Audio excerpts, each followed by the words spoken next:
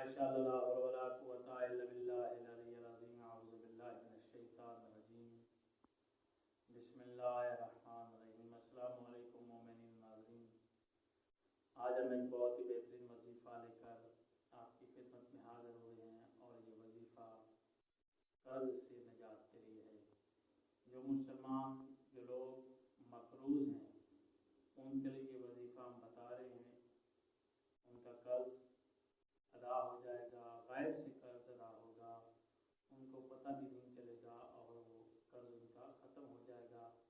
اللہ اتنا رزق عطا کر دے گا کہ قرضہ خود بخود اتر جائے گا۔ اور جو آج میں وظیفہ بتانے جا رہا ہوں، اس وظیفے کو آپ نے کرنا ہے نماز فجر یا نماز مغربین کے بعد۔